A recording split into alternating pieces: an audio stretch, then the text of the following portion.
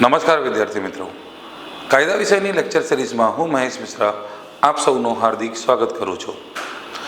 Last video લેક્ચરની અંદર આપણે જોયું હતું બીએસએની પ્રસ્તાવના, અને આ વિડીયો લેક્ચરમાં આપણે જોવાના છીએ બીએસએનું પ્રકરણ નંબર 1, જેનું નામ છે પ્રારંભિક, કલમ નંબર 1 થી લઈને 2 સુધી. દરેક કાયદાના પ્રકરણ 1માં મોટાભાગે આ જ જોવા મળે છે. શું પ્રારંભિક 2 કલમો હશે અથવા 5 કલમો હશે? આની અંદર 2 કલમો છે, જેમાં પહેલા કલમમાં કાયદાનું નામાંકરણ કરવામાં આવ્યું છે અને બીજા કલમમાં શબ્દોની વ્યાખ્યા આપવામાં આવેલી છે. એવા શબ્દોની વ્યાખ્યા જે શબ્દોનો સમગ્ર કાયદામાં ઉપયોગ થવાનો છે. આપણે લાસ્ટ પ્રસ્તાવનાના લેક્ચરમાં લાસ્ટમાં જોયું હતું કે અમુક શબ્દો એવા છે જે આ કાયદાની અંદર જાણવું બહુ જરૂરી છે. તો એ શબ્દોની વ્યાખ્યા અહીંયા આપેલ છે, એને આપણે હવે ડિટેલમાં જોઈશું.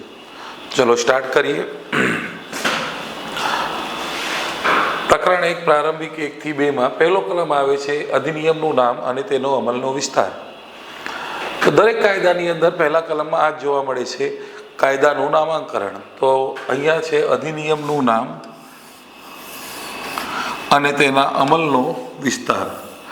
તો 2 મુદ્દાઓ આપેલા છે, નામાંકરણ અને પછી ક્યાં અમલમાં આવે છે એ. તો અધિનિયમનું નામ છે ભારતીય સાક્ષ્ય અધિનિયમ 2023. તો કાયદાનું નામાંકરણ શું થયું? ભારતીય સાક્ષ્ય અધિનિયમ 2023. ક્યાં લાગુ પડે છે? સમગ્ર ભારતને લાગુ પડે છે. ઓકે, તો આ એક બેઝિક વસ્તુ છે જે આપણને યાદ રાખવાનું છે. પછી જે એક આની અંદર મહત્વનો મુદ્દો આવે છે એ આપણે સમજવાનું છે, એ ત્રીજો મુદ્દો, કે આ કાયદો લશ્કરી અદાલતો સહિત કોઈ પણ કોર્ટ એટલે કે અદાલત અથવા તે પહેલાંની તમામ ન્યાયિક કાર્યવાહીને લાગુ પડે છે. તો આ કાયદો દરેક કાયદાની અંદર એ સમજાયું મેં કે આ કાયદો લશ્કરી અદાલતોને અથવા તો લશ્કરી દળને લાગુ પડતો નથી, પણ અહીંયા એવું સમજવાનું છે કે આ કાયદો લશ્કરી અદાલતોને પણ લાગુ પડે છે અને લશ્કરી અદાલતો સહિત કોઈ પણ કોર્ટને, કોઈ પણ કોર્ટની અંદરનો મતલબ થઈ ગયું કે દીવાની કોર્ટ પણ હોય એને પણ લાગુ પડે છે. અને જે અત્યારે આપણે ભણી રહ્યા છીએ ફોજદારી, એને તો લાગુ પડે જ છે. એટલે આ કાયદો લશ્કરી અદાલતને, દીવાનીને, ફોજદારીને, બધા કાયદા, બધી અદાલતોને લાગુ પડે છે. એટલે કે એમની સજા આપવાની જે પણ રીત હોય, પણ પુરાવો તો આ જ કાયદા મુજબ લેવામાં આવશે. ઓકે, તો આ કાયદો લશ્કરી અદાલત, દીવાની અને ફોજદારી બધાને લાગુ પડે છે. પછી બીજું શું લખ્યું છે કે આ કાયદો નીચે મુજબની જગ્યાએ લાગુ પડતો નથી. કોને લાગુ નહીં પડતો? તો કોર્ટ અથવા અધિકારીને રજૂ કરવામાં આવેલ એફિડેવિટને, અને બીજું લવાદ સમક્ષ ચાલતી કાર્યવાહીને. તો પહેલું જોઈશું કોર્ટ અથવા અધિકારીને રજૂ કરવામાં આવેલ એફિડેવિટ. એફિડેવિટ એટલે શું? તો ગુજરાતીમાં એને કહેવાય સોગંદનામું. પણ આ હોય છે શું? તો એક પ્રકારની બાહેંધરી કે ભાઈ જે પણ હું લખીને આપું છું એકદમ સાચું છે, એમાં કંઈ પણ વસ્તુ જો આગળ જઈને કંઈક મિસ્ટેકમાં આવશે તો એનો જવાબદાર ફક્ત ને ફક્ત હું જ રહીશ. તો આ એક પ્રકારની બાહેંધરી. નાનપણમાં આપણે કસમ ખાતા હતા કે મમ્મી કસમ મેં આવું નહીં કર્યું.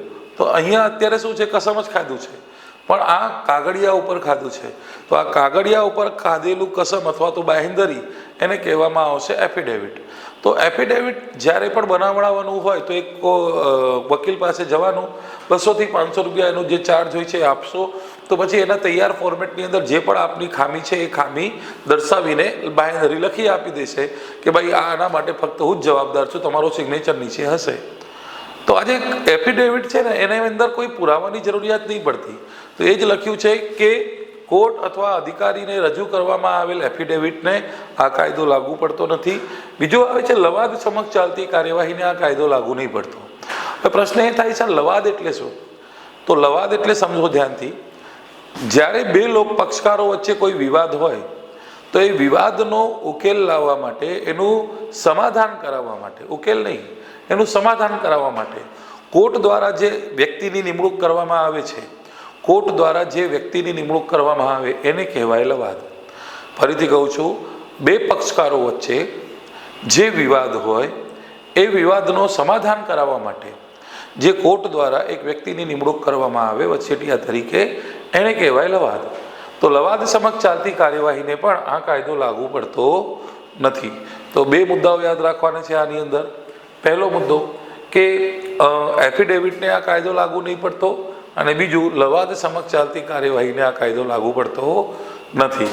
તો પહેલા કલમમાં યાદ રાખવા જેવી વસ્તુ એ છે કે ભાઈ કોને લાગુ પડે છે, કોને લાગુ પડતો નથી.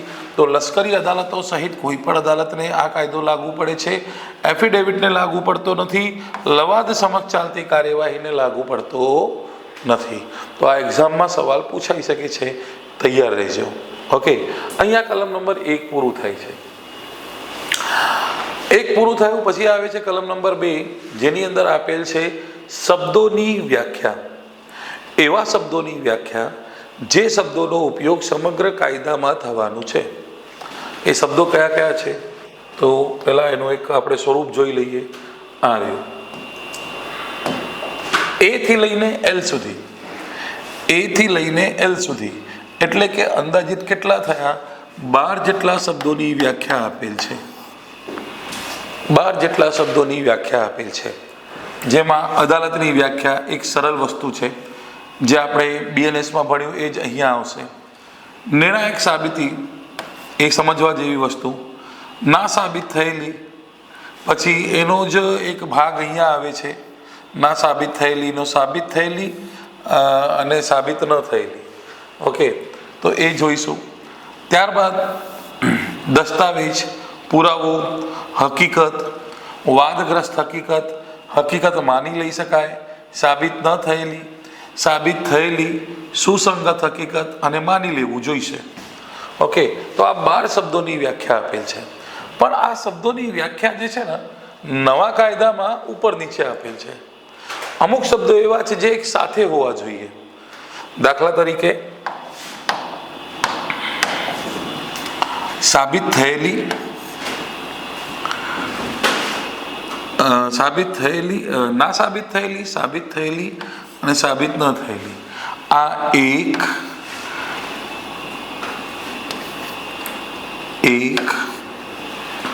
2 અને આ 3. આ 3 વ્યાખ્યાઓ સાથે હોવી જોઈએ, પણ આ 3 અલગ અલગ દિશામાં આપી દીધેલ છે, કન્ફ્યુઝન પેદા થાય. ત્યાર પછી હકીકત 4, 5 અને 6. આ 3 સાથે હોવી જોઈએ. હકીકત, વાદગ્રસ્ત હકીકત, સુસંગત હકીકત. એના પહેલાના લેક્ચરમાં મેં આપણે કીધું હતું. ઓકે, પછી આ 7 અને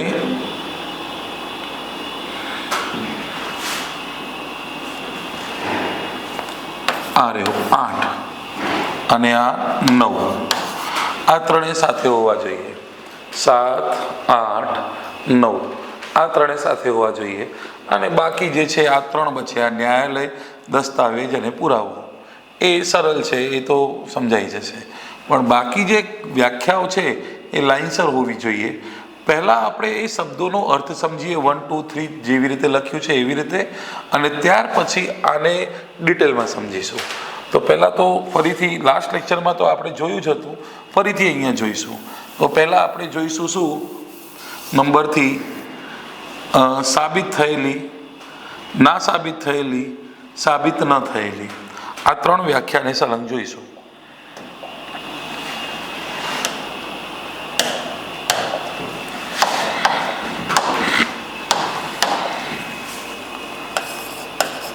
સાબિત થયેલી, ઇંગ્લિશમાં એને કહેવાય પ્રૂવડ. આની અંદર શું છે તો એક્ઝામ્પલ સાથે સમજીએ. રમેશ ઉપર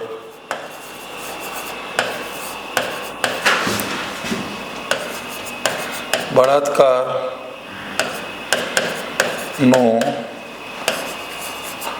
આરોપ મૂકવામાં આવ્યો છે. તો રમેશ ઉપર બળાત્કારનો આરોપ મૂકવામાં આવ્યો છે. હવે એ સાચો છે કે નહીં, આ મુદ્દાની વાત છે, આ મુદ્દાની વાત છે, જેને આપણે તકરારી વાત પણ કહીએ અથવા વાદગ્રસ્ત પણ કહીએ.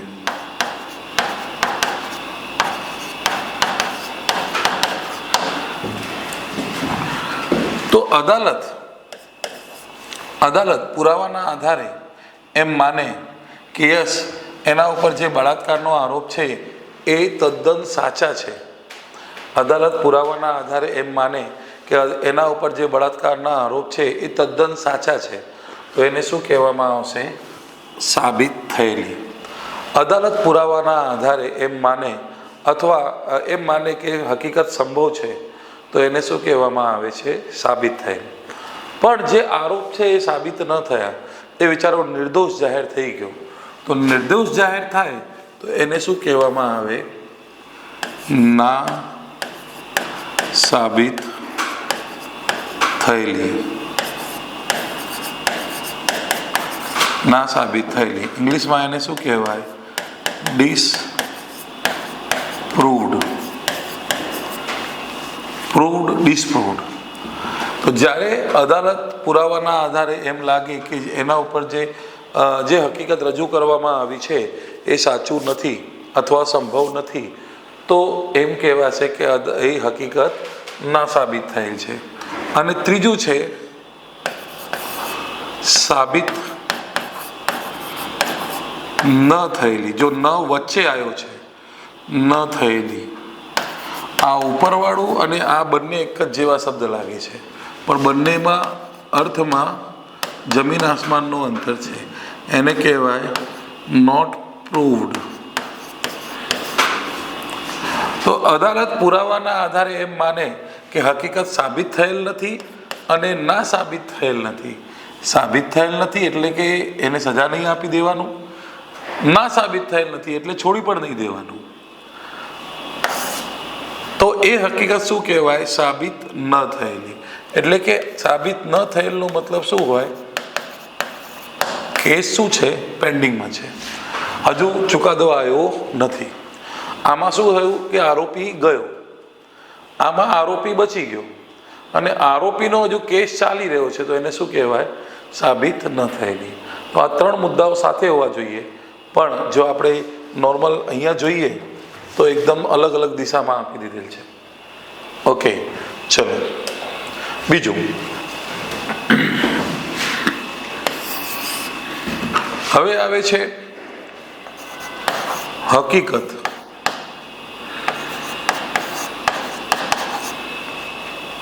પછી વાદગ્રસ્ત અથવા મુદ્દાની અથવા તકરારી હકીકત.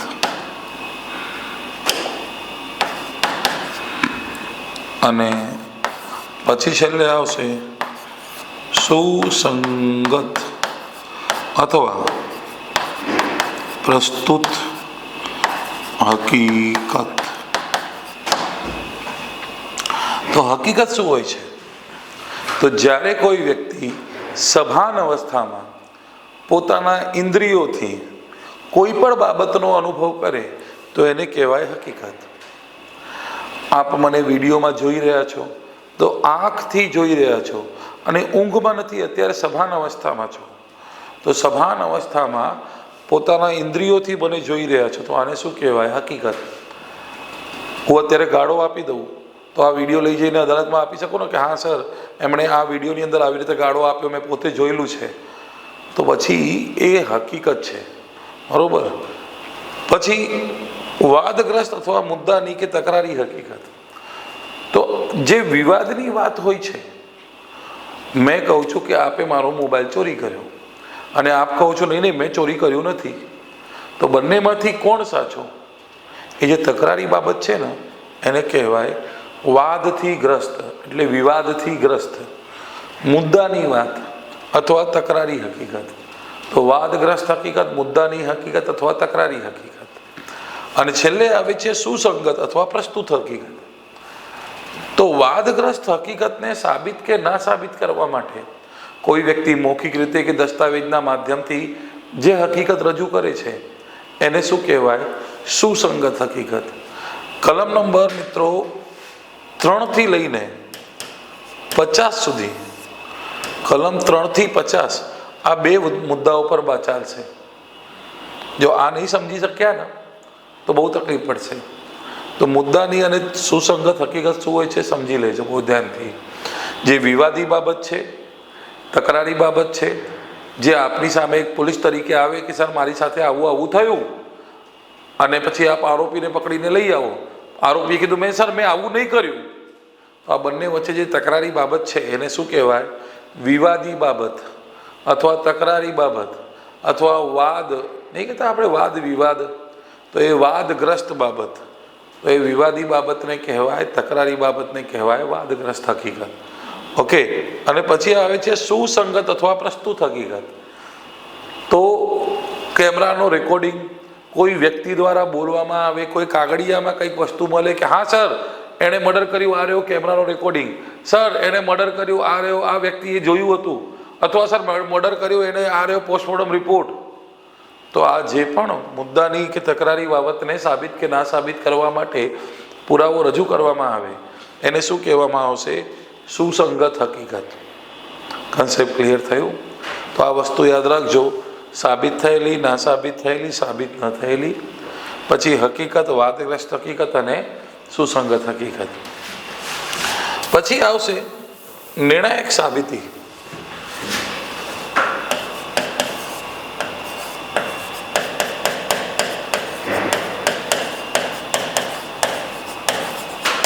નિર્ણાયક સાબિતી કાયદામાં આ વર્ડ પણ ઘણી વખતે આવશે. તો જ્યારે પણ આ કાયદામાં નિર્ણાયક સાબિતી વર્ડ આવ્યું હોય તો એનો મતલબ એ છે કે કોઈ હકીકત 100% સાચી છે, અદાલત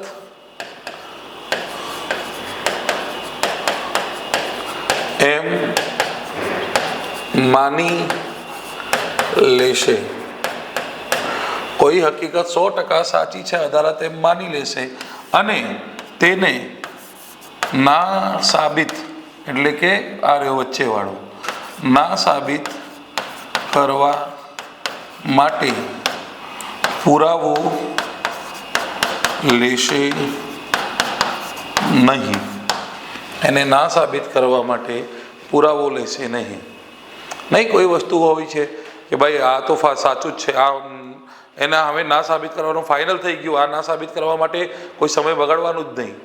તો અમુક વસ્તુ એવી હોય છે જે અદાલતને સાચું માની જ લેવું પડે, બરાબર. તો જ્યાં જ્યાં કાયદામાં લખ્યું હશે નિર્ણાયક સાબિતી, તો અદાલત એ હકીકત સાચું છે એમ માની જ લેશે. ઓકે. એ હું એક્ઝામ્પલ સાથે બધું આગળ સમજીશું, પણ બેઝિક અત્યારે સમજાવું છું. ઓકે. પછી આવશે માની લઈ શકે અથવા માની લેવું જોઈશે.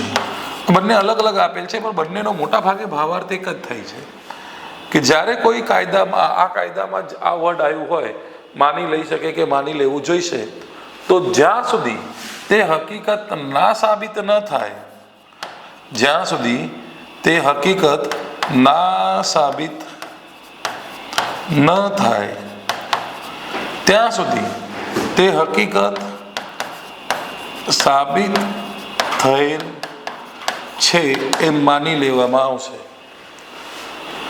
જ્યાં સુધી તે હકીકત ના સાબિત ન થાય ત્યાં સુધી તે હકીકત સાબિત થયેલ છે એમ માની લેવામાં આવશે. એક્ઝામ્પલ સાથે, કોઈ પુરુષ અને સ્ત્રી વચ્ચે શારીરિક સંબંધ બાંધવામાં આવ્યું છે એવું પુરવાર થઈ ગયું કોઈ પણ આધારે, અને સ્ત્રી એમ જણાવે કે તેણીએ સંમતિ આપેલ ન હતી, તો અદાલત એ માની જ લેશે કે તેણે બળાત્કાર કર્યો જ છે. તો જ્યાં સુધી એ હકીકત ના સાબિત ન થાય ત્યાં સુધી તે હકીકત સાબિત થયેલ છે એમ અદાલતને માની લેવાનું રહેશે. ઓકે. તો આ શબ્દોની વ્યાખ્યા આપેલ છે જે આપણે ખાસ કરીને યાદ રાખવાનું છે. આના જ ઉપર આખો કાયદો ટકેલો છે. જો આ નહીં સમજી શક્યા તો આખો કાયદો નહીં સમજી શકશો. આ બધા શબ્દોને હવે લેખિત રીતે બધું સમજાવું છું. જુઓ, તો પહેલો વ્યાખ્યા આવે છે ન્યાયાલય. ન્યાયાલય વ્યાખ્યા બહુ સરળ છે. જો 2(1)(a) જેમાં પહેલો આપેલ છે ન્યાયાલયની વ્યાખ્યા, તો 1 નંબરની અંદર આ બધી વ્યાખ્યાઓ છે A થી લઈને L સુધી. ઓકે, તો પહેલા ન્યાયાલય. તો ન્યાયાલયમાં શું કહે છે કે ન્યાયાલય શબ્દમાં તમામ ન્યાયાધીશો, તમામ મેજિસ્ટ્રેટો જેમને કાયદા મુજબ પુરાવો લેવાની સત્તા મળેલ હોય તે તમામ વ્યક્તિઓનો સમાવેશ થાય, પરંતુ લવાદનો સમાવેશ ન્યાયાલયમાં થતું નથી. જો આપણે BNS યાદ હોય તો મેં સમજાવ્યું હતું કે ન્યાયાધીશ જ ન્યાયાલય છે. ન્યાયાધીશ જ ન્યાયાલય છે. ન્યાયાધીશ જ્યાં બેસી જાય એ જ ન્યાયાલય.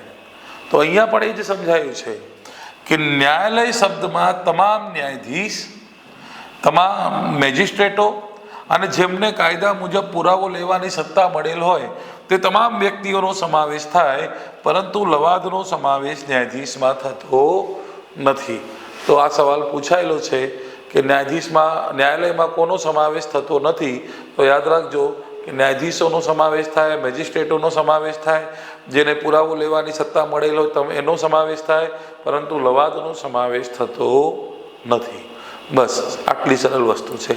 એટલે ન્યાયાધીશ જ ન્યાયાલય. ગંગાધર ही शक्तिमान है. નાનપણમાં જે શક્તિમાન આપણે જોતા હતા, તો ગંગાધર ही शक्तिमान है, न्यायाधीश ही न्यायालय है. ओके, નેક્સ્ટ જો આવી ગયો નિર્ણાયક પુરાવો અથવા નિર્ણાયક સાબિતી. જો લખ્યું છે એક હકીકત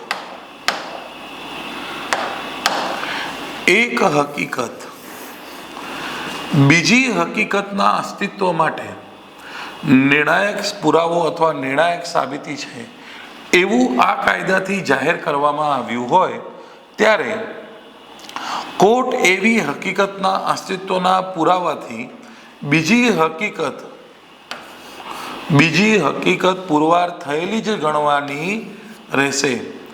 એક હકીકત કોઈ રજૂ કરવામાં આવી અને એ હકીકત બીજી હકીકતના અસ્તિત્વ માટે નિર્ણાયક સાબિતી છે એવું આ કાયદાની અંદર લખ્યું હોય ત્યારે કોર્ટ એવી હકીકતના અસ્તિત્વના પુરાવાથી બીજી હકીકત પુરવાર થયેલી જ ગણવાની રહેશે અને તેને ના સાબિત કરવાના હેતુ માટે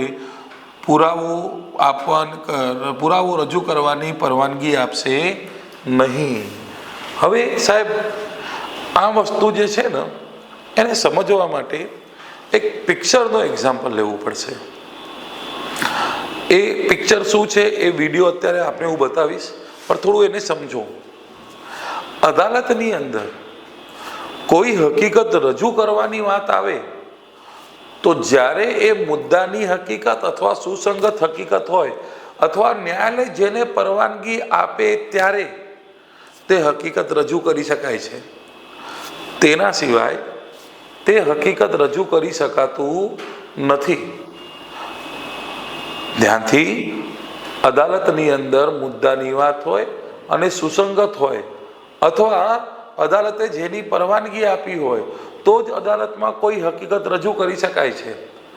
જો એ મુદ્દાની વાત કે તકરારી વાત નથી તો અદાલત તેને રજૂ કરવાની પરવાનગી આપશે નહીં. હવે તમે કહેશો સર કેવી રીતે, કંઈક સમજાતું નથી, શું કહેવા માંગો છો? તો એક પિક્ચર છે, પિક્ચરનું નામ છે જોલી LLB 2. બહુ સારી પિક્ચર છે વકીલાતના દ્રષ્ટિએ. અને એની અંદર કોર્ટમાં એક સીન આવે છે જેમાં એક આતંકવાદી જે પંડિતના વેશમાં અત્યારે હોય છે એ વ્યક્તિને અદાલતમાં સાક્ષી તરીકે રજૂ કરવામાં આવે છે. અને જ્યારે એ રજૂ કરવામાં આવે છે ત્યારે સામેવાળો પક્ષકાર જે છે એના ઉપર તાત્કાલિક વિરોધ કરે છે કે સર આ વ્યક્તિને જે રજૂ કરી રહ્યા છો એ વ્યક્તિનો આ કેસથી શું સંબંધ છે? તો નિયમ મુજબ શું છે કે ભાઈ જો સંબંધ હોય તો જ રજૂ કરી શકાશે, નહીં તો નહીં. જો આ વિડીયોની અંદર આ વિડીયો હું એડિટ કરીને અહીંયા મૂકી રહ્યો છું. इत्तेफाक सिर्फ तुम्हारे साथ नहीं होते सिंह, ऊपर वाले की बड़ी कृपा है मुझ पर। इस दफा एक इत्तेफाक मेरे साथ भी हुआ है। बाय गॉड मजा आएगा। पंडित जी को लाइए, लाइए जल्दी।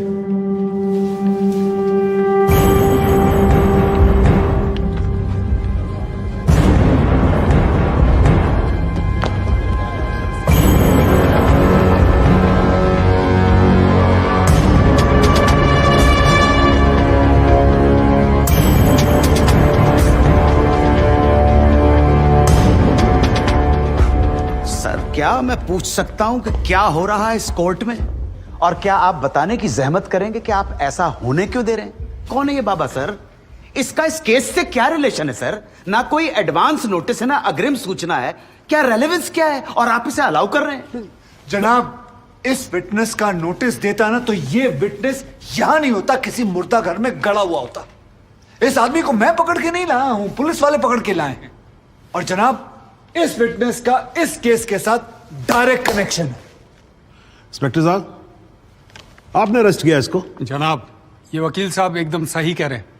इस पंडित का इस केस से सीधा संबंध है। अगर संबंध नहीं हुआ ना, इंस्पेक्टर साहब, नौकरी खा जाऊंगा मैं आपकी। जानते हो ना ये बात? लेकिन जनाब, मैं बिल्कुल सही कह रहा हूं।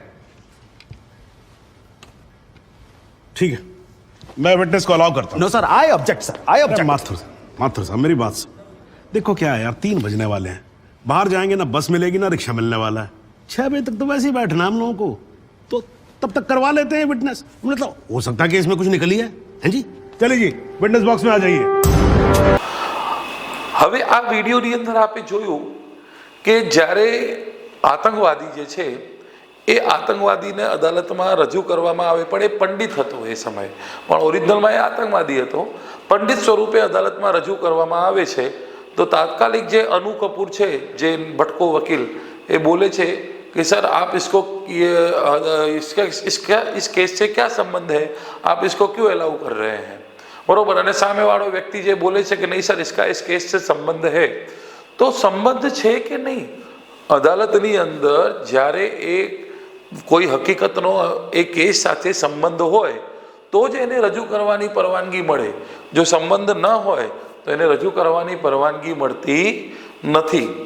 તો અહીંયા પણ એ જ વસ્તુ લખ્યું છે કે ભાઈ કોઈ જગ્યાએ નિર્ણાયક સાબિતી લખ્યું છે તો અદાલત એ સાચું જ છે માની જ લેશે, પછી એને ના સાબિત કરવા માટે કોઈ પુરાવો રજૂ કરવાની પરવાનગી આપશે નહીં।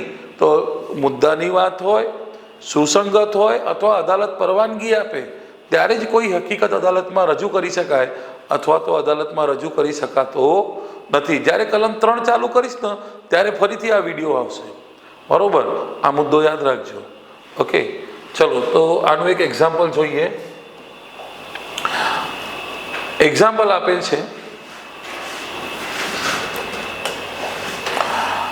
કે આ કાયદાના કલમ 116 માં લગ્ન જીવન દરમિયાન થયેલા બાળકના જન્મની ઓરસતાનો પુરાવા વિશે જોગવાઈ કરેલ છે। ઓરિજિનલ કલમ અહીંયાથી ચાલુ થાય। જો શું લખ્યું છે कि कलम 116 अंतर्गत कोई बाळकनो जन्म तेनी माता अने कोई पुरुष वच्चे कायदेसर लग्न जीवन चालू होय ते दरमियान अथवा तेनी लग्न विच्छेद पछी तेनी माताए फरीथी लग्न कर्युं न होय अने 280 दिवसमां थयो होय तो ते निर्णायक साबिती छे के ते बाळक ते पुरुषनो पुत्र छे અને હકીકત ના સાબિત કરવા માટે ન્યાયાલય પુરાવો રજૂ કરવાની પરવાનગી આપશે નહીં। અહીંયા ઓરસતાની સાબિતી છે, ઓરસ અને અનઓરસ સંતાન એટલે જાયજ અને નાજાયજ। તો જાયજ પુત્ર એટલે શું? તો કોઈ પુરુષ અને સ્ત્રીનો લગ્ન થયો અને લગ્ન જીવન દરમિયાન એ સ્ત્રીને બાળકનો જન્મ થાય છે, તો એ બાળક એ પુરુષનો છે, એ જાયજ પુત્ર છે એમ માની લેવામાં આવશે। એને ના સાબિત કરવા માટે અદાલત પુરાવો લેશે નહીં। અથવા લગ્ન વિચ્છેદ થયો અને સ્ત્રીએ બીજો લગ્ન ના કર્યો અને 280 દિવસમાં બાળકનો જન્મ થયો તો આ નિર્ણાયક સાબિતી છે કે એ બાળક તે પુરુષનો ઓરસ પુત્ર છે એટલે જાયજ પુત્ર છે। અદાલત એમ 100% માની લેશે, એને ના સાબિત કરવા માટે પુરાવો લેશે નહીં। તો કાયદાની અંદર આ નિર્ણાયક સાબિતી વર્ડ આવી ગયું ને, તો એનો મતલબ એ કે તે ના સાબિત કરવા માટે હવે અદાલત પુરાવો લેશે નહીં. હવે કોઈ બોલે ના સર આવું નથી, મેં એના સાથે સંભોગ નથી કર્યું, અથવા કોઈ આ બીજાનો બાળક છે તો પછી અદાલત બોલશે કે ભાઈ આ જે બાળક છે 280 દિવસની અંદર જન્મ થયો છે એ તમારો જ બાળક છે, એ ઓરસતાની સાબિતી છે, બરોબર. હવે ના સાબિત કરવા માટે પછી હવે નવો મુદ્દો ચાલુ થઈ જશે, બરોબર. તો આને કહેવાય છે નિર્ણાયક સાબિતી. તો કાયદામાં જ્યારે પણ આ વર્ડ આવે તો એટલું સમજી લેજો કે અદાલત તેને ના સાબિત કરવા માટે પુરાવો લેશે નહીં. ઓકે, ચલો આગળ જોઈએ.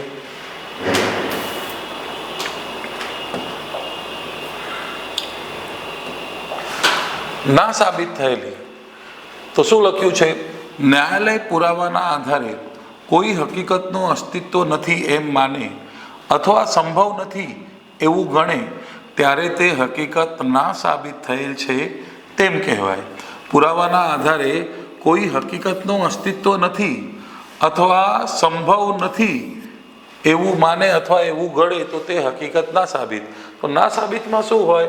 ડિસ્પ્રૂવડ, એટલે કે માણસ જે છે એ બચી જાય છે, આરોપી નિર્દોષ સાબિત થઈ જાય તો એને કહેવાય ના સાબિત થયેલી. એના ઉપર જે આરોપ હતા એ સાબિત થયું નહીં, એને કહેવાય ના સાબિત થયેલી.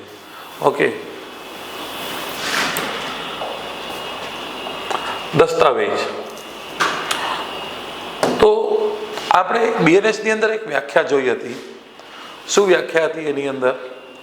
કે કોઈ વસ્તુ કે પદાર્થ ઉપર આંકડા, ચિહ્ન કે અક્ષરના માધ્યમથી કોઈ બાબત વર્ણવવામાં આવેલ હોય અને તે વસ્તુ કે પદાર્થનો પુરાવા તરીકે ઉપયોગ કરવાનો ઈરાદો હોય તો તે વસ્તુ કે પદાર્થને શું કહેવાય? દસ્તાવેજ. જો લખ્યું છે એ જ વ્યાખ્યા અહીંયા છે જે BNSમાં હતી.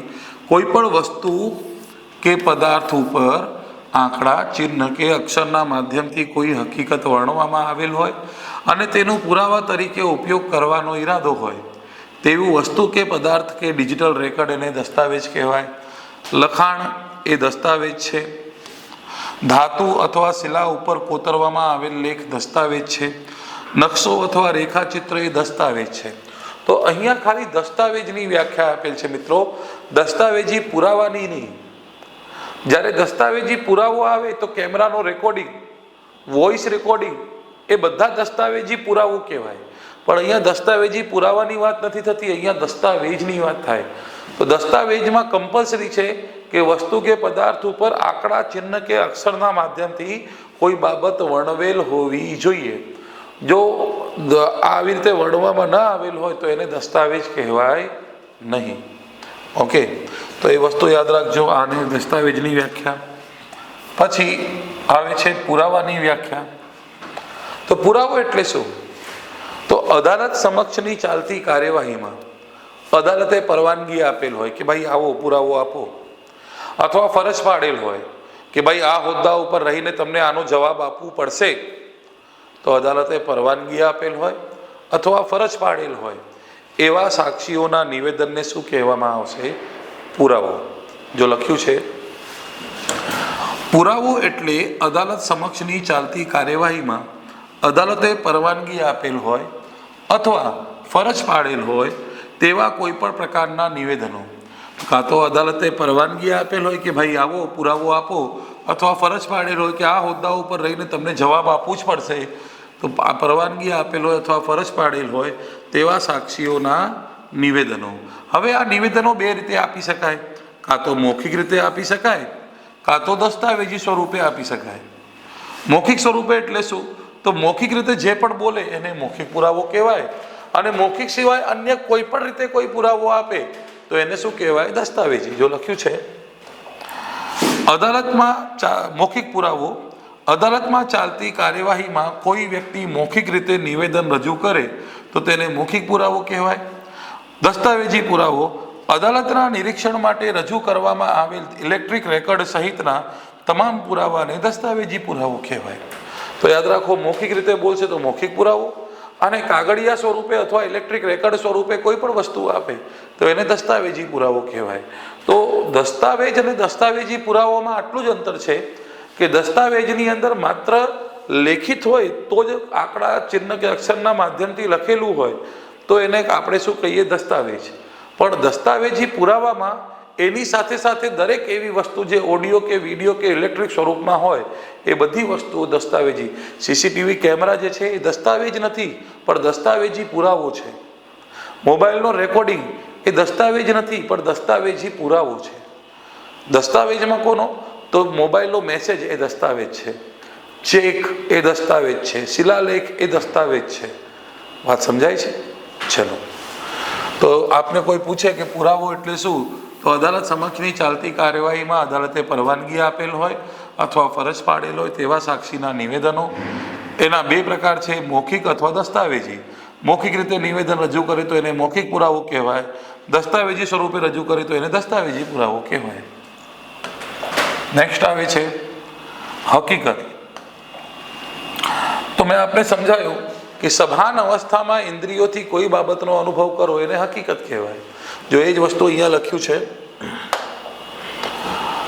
હકીકત, ફેક્ટ.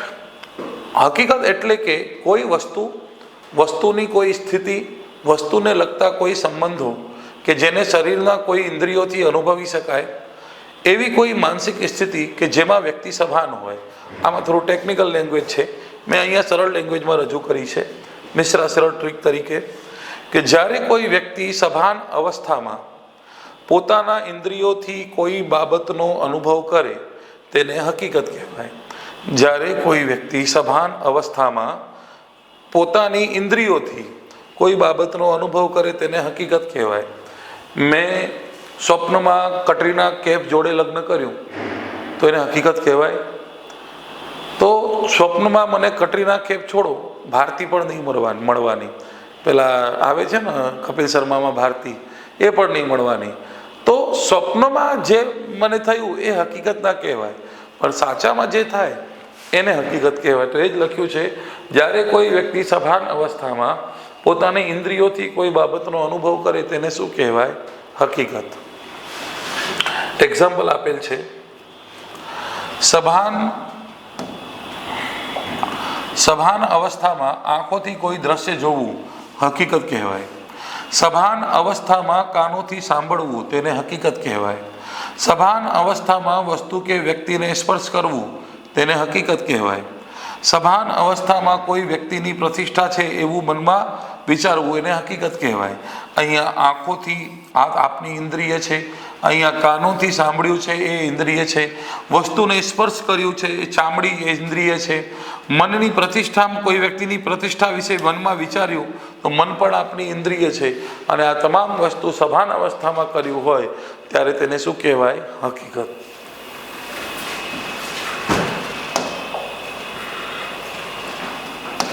નેક્સ્ટ આવે છે મુદ્દાની હકીકત અથવા વાદગ્રસ્ત હકીકત અથવા વિવાદી હકીકત. ઇંગ્લિશમાં એને કહેવાય ફેક્ટ ઇન ઇશ્યુ. હવે આ કાયદાની ભાષામાં લખ્યું છે કે જ્યારે કોઈ હકીકત એકલી કે અન્ય હકીકત સાથે મળીને કોઈ દાવા કે કાર્યવાહીમાં કોઈ અધિકાર, જવાબદારી, અસમર્થતાનું અસ્તિત્વ કે અનઅસ્તિત્વ સ્વરૂપનું પ્રતિપાદન કરવાનું હોય અથવા વિરોધ કરવાનું હોય તેવી હકીકતને વાદગ્રસ્ત કે મુદ્દાની હકીકત કહેવાય. નહીં ખબર પડવાનું, હું સરળ શબ્દોમાં આપને લખીને બતાવું છું. આ રહ્યું મિશ્રા સર ટ્રીક. અદાલત સમક્ષની ચાલતી કાર્યવાહીમાં કોઈ પક્ષકાર કોઈ હકીકતનું નિવેદન કરે એટલે પ્રતિપાદન કરે અને સામો પક્ષકાર હકીકતનો વિરોધ કરે તો તે તકરારી હકીકતને વાદગ્રસ્ત અથવા મુદ્દાનો હકીકત કહેવાય. તો એક પક્ષકાર કોઈ બાબતનો નિવેદન કરે છે અને સામો પક્ષકાર તેનો વિરોધ કરે છે તો તે તકરારી બાબત છે એ તકરારી બાબતને મુદ્દાની વાદગ્રસ્ત અથવા વિવાદી હકીકત કહેવાય. તો યાદ રાખજો, અદાલત સમક્ષની ચાલતી કાર્યવાહીમાં એક પક્ષકાર કોઈ બાબતનું નિવેદન કરે અને સામો પક્ષકાર કોઈ વિરોધ કરે તો એ તકરારી બાબતને મુદ્દાની કે વાદગ્રસ્ત હકીકત કહેવાય. આપની સામે જ આપ પોલીસ તરીકે જ્યારે છો અને આપની સામે બે પક્ષકારો આવીને કોઈ વાત કરતા હોય તો જે તકરારી બાબત છે એ તકરારી બાબતને શું કહેવાય? મુદ્દાની વાત, વાદગ્રસ્ત વાત અથવા વિવાદી વાત. ઓકે, બસ આટલું જ યાદ રાખવાનું છે. ઓકે, પછી એના એક્ઝામ્પલો પણ આપેલા છે, પણ એક્ઝામ્પલોમાં આપણે સમય નહીં બગાડીશું. એ આપ ઘરે પણ આરામથી પીડીએફમાં વાંચી લેજો. ઓકે, 2 એક્ઝામ્પલ્સ આપેલા છે. મૂળ સમજી ગયા એટલે વાત પૂરી. નેક્સ્ટ આવે છે હકીકત માની લઈ શકાય, મે પ્રિઝ્યુમ. ન્યાયાલય કોઈ હકીકત માની લઈ શકે એવી કાયદામાં જોગવાઈ કરવામાં આવેલ હોય તો એવી હકીકત ના સાબિત ન થાય ત્યાં સુધી તે હકીકત સાબિત થયેલ છે એમ ગણી શકાય છે. અદાલત તેને ના સાબિત કરવા માટે પુરાવો માંગી શકશે. જો આપણે એક આવી રીતે સમજ્યું હતું, સાબિત થયેલ,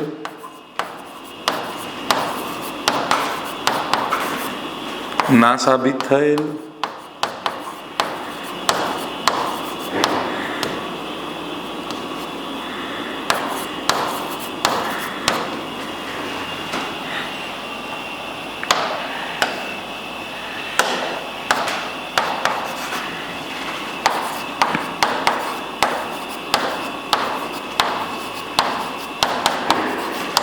આ 3 વર્ડ જોયું હતું. તો જ્યારે કોઈ વ્યક્તિ જે પુરાવો આરોપ મૂકવામાં આવ્યું છે સાબિત થઈ જાય તો એને કહેવાય સાબિત થયેલ. આરોપી બચી જાય, નિર્દોષ છૂટી જાય, ના સાબિત થયેલ. અને કેસ પેન્ડિંગમાં હોય તો એને શું કહેવાય? સાબિત ન થયેલ.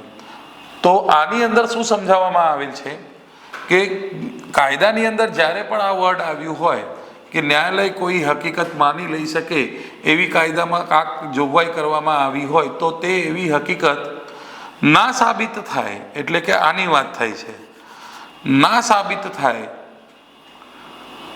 ત્યાં સુધી તે ના સાબિત ન થાય, ના સાબિત ન થાય ત્યાં સુધી તે હકીકત સાબિત થયેલ છે એ માની લેવામાં આવશે.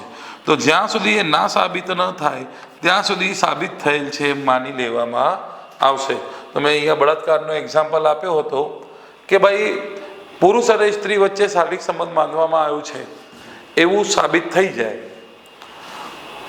એવું કોઈ પુરવાર થઈ જાય અને સ્ત્રીએ એમ કહે કે મેં સંમતિ આપી ન હતી, તો અદાલત એમ માની લઈ શકે કે તે બળાત્કાર છે.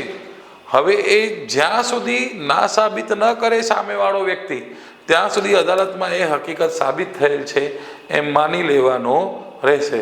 પણ આ નિર્ણાયક સાબિતીની જેમ નથી કે અદાલત પુરાવો નહીં લેશે. અદાલત તેને ના સાબિત કરવા માટે પુરાવો માંગી શકે છે. ઓકે, તો ના સાબિત કરવા માટે પુરાવો માંગી શકે છે. ઓકે, ચલો આગળ વધીએ.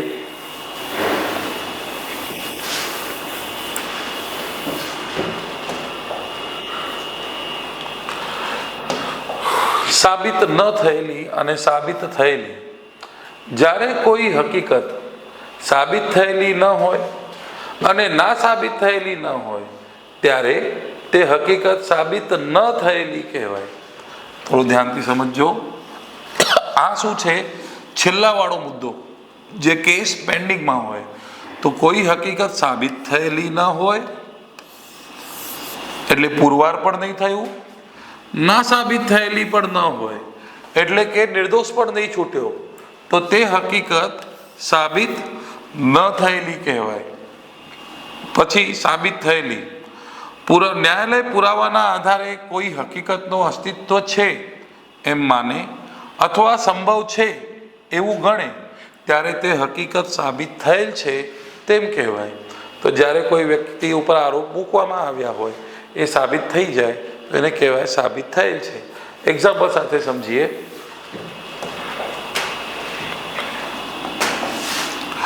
રમેશ નામના વ્યક્તિ ઉપર સુરેશ નામના વ્યક્તિનું મૃત્યુ નિપજાવવાનો આરોપ નિલેશ મૂકે છે.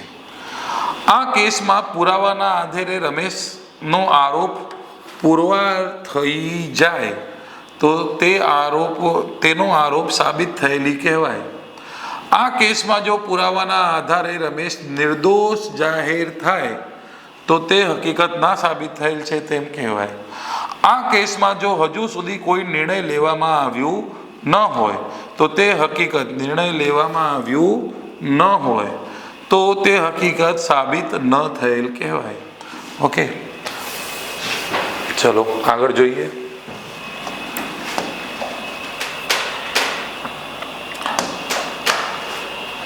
સેકન્ડ લાસ્ટ પ્રસ્તુત હકીકત અથવા સુસંગત હકીકત, રેલેવન્ટ ફેક્ટ.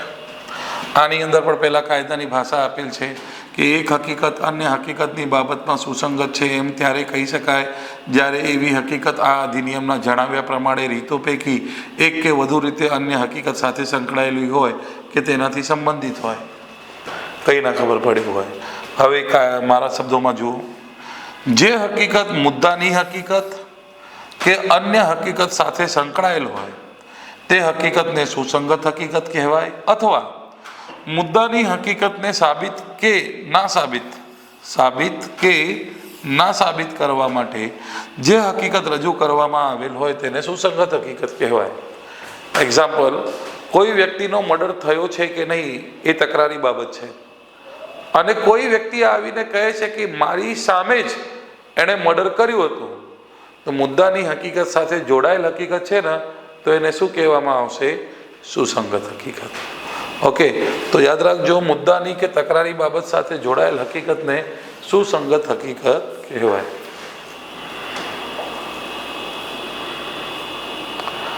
એક્ઝામ્પલ વગેરે આપેલા છે, આપ જોઈ શકો છો પીડીએફમાં. ઓકે, અને છેલ્લે માની લેવું જોઈશે.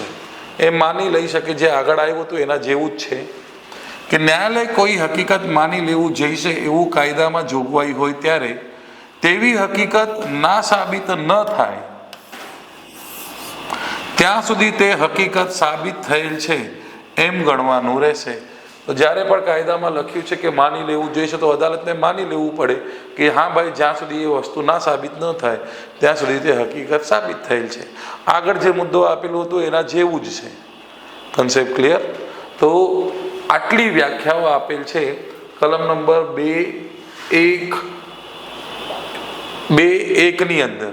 અને 2.2 શું બોલે છે?